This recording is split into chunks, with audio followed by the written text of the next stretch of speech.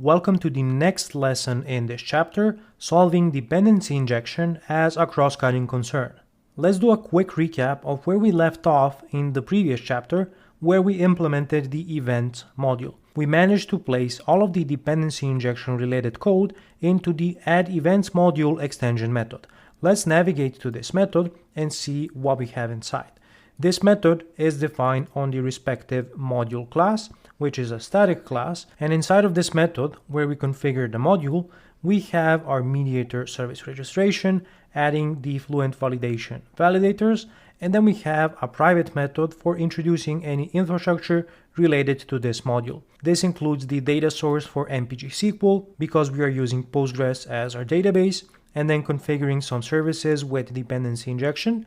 We're also configuring the repositories and the unit of work. And lastly, we are adding our database context. So how much of this code could be used by the other modules that we may introduce in the future, as we are going to do in the coming lessons in this course? For example, all of the other modules could be interested in a database connection factory. They will probably need a date time provider. What about the database context? Well, this is something that is specific to each module, so we would definitely leave this as part of the module configuration for dependency injection, as well as the unit of work, which is also scoped to this particular module because it's tied to the respective database context. The same applies to any repositories. Now, if I go back to the add events module method, here we have the mediator registration, which is definitely something that could be used by other modules, as well as the registration for the Fluent validation validators. So examples of code like this is something that I would like to extract into some common component in our application. So here's what I'm going to do.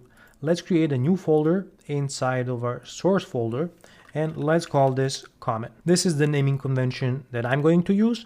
A few other examples I've seen are calling this building blocks, or giving it a shared name. I think the specifics aren't as important as long as the intent of what these projects should represent is very clear. We're going to start by extracting this part of the code for registering our mediator handlers and the Fluent validation validators. I'm going to create a new project inside of the common folder. It's going to be a class library, and I'm going to give it the name of Evently and then common, and I will call it application.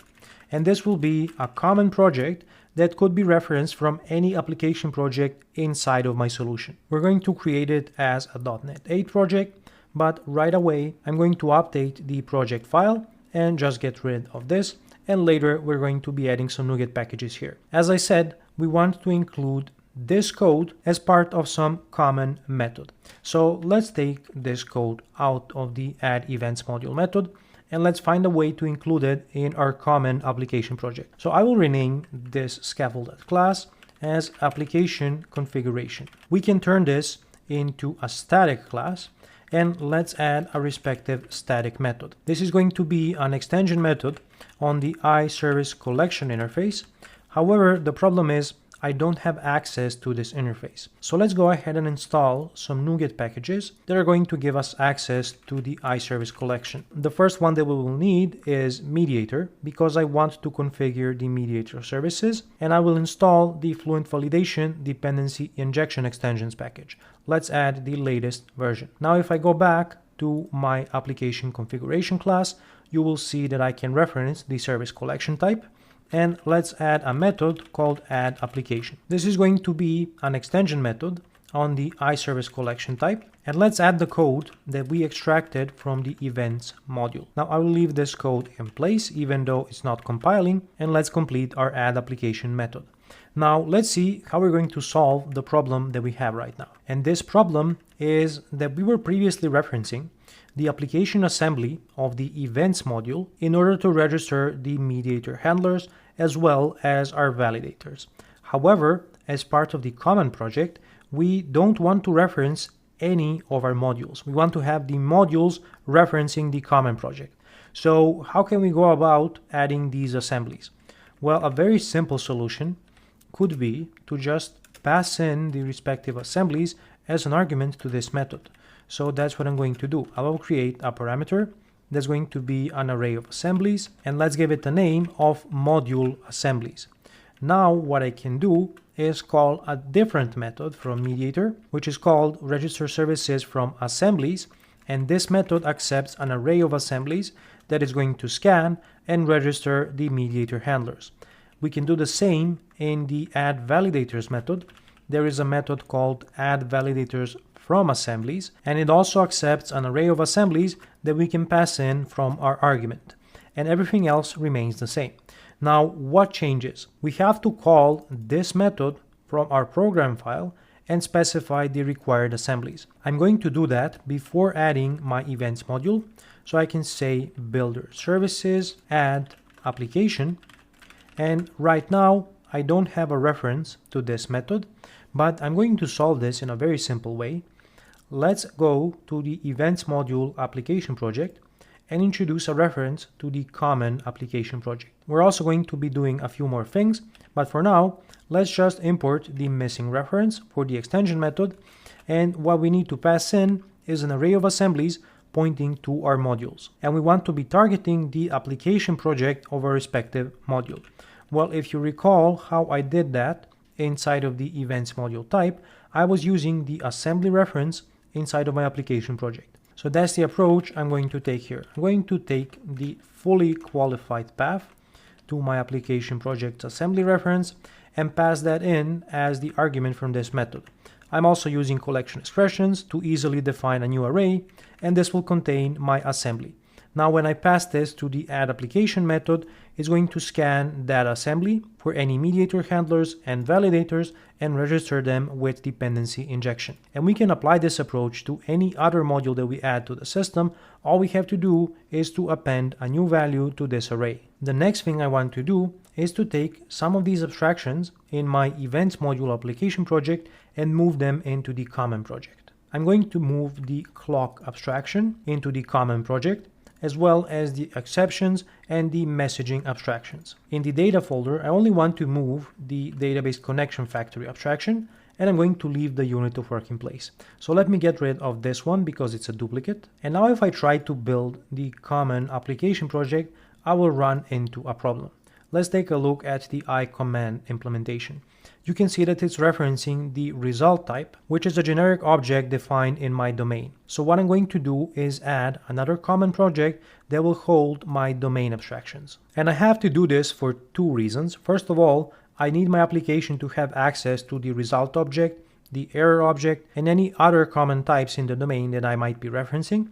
And the second one is the domain project itself is also using these abstractions. So we have to somehow make them available to the domain project as well without introducing a reference to the application project. So let's just add another project. This is going to be a class library.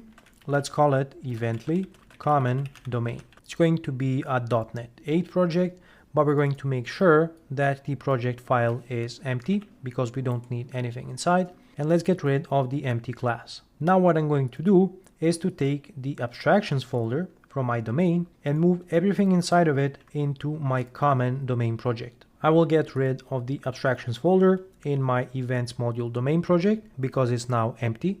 And if we take a look at the types inside of our domain common project, you will see that everything is compiling. This is because all of this code doesn't have any external references.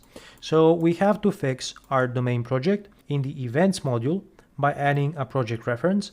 So let's go ahead and do that. We're going to add a reference to Evently Common Domain. And now if I try to build the domain project, you will see that the build is succeeding. The next thing I'm going to do is to add the same project reference from my application common project.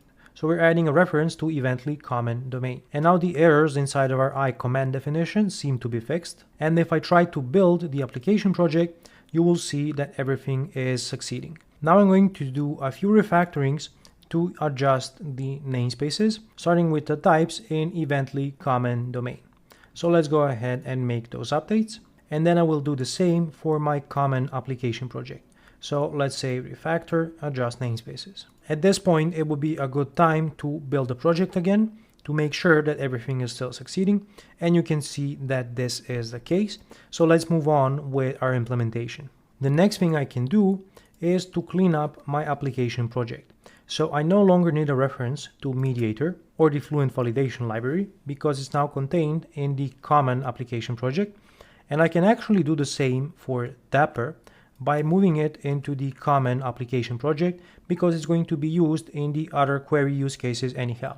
So let's go ahead and add Dapper as part of this project file, and now it should be available to all of the application projects. We can wrap up the story of the application configuration file, but what about the implementations for all of these abstractions? They are now living inside of the infrastructure project in our events module, but we would actually like to have them shared between our modules. So what I'm going to do now is introduce another common project which is going to tackle infrastructure concerns. And this project will prove to be very valuable going forward when we introduce many other cross-cutting concerns. But for now, let's focus on what we're trying to solve in this lesson. So let's create the Evently Common Infrastructure project. It's going to use .NET 8, but I can also update the project file because we won't be needing these values. Let's also repurpose this scaffolded class and rename it to Infrastructure Configuration, and I will make it a static class. This project will need a reference to my common application project because it will need to implement some abstractions defined in that project. So let's go ahead and add that reference. And now I can add an extension method called add infrastructure. To turn it into an extension method, we need to define it on the iService collection interface. And let's see what we can move from our events module into the infrastructure configuration type. So I will take the code registering our data source, the database connection factory, and datetime provider, and move it into the common project. Inside of our events module, all that remains is the configuration for the database context, the unit of work, and the repositories. If I go to the infrastructure configuration method, I will add the code back, and let's return the services. And now the problem is that we are missing some NuGet packages, so we don't have a reference to the respective types. I'm going to solve this by moving these NuGet packages into the common project. So let's go ahead and add them here. And now I can have my infrastructure project from my module reference the common project. So I will add that project reference and everything should still compile. Now if I go back to the infrastructure configuration method, you can see that now I have access to the data source builder. However, I'm missing my database connection string. You can decide to pass in an iConfiguration instance and just grab this value from configuration where you need it.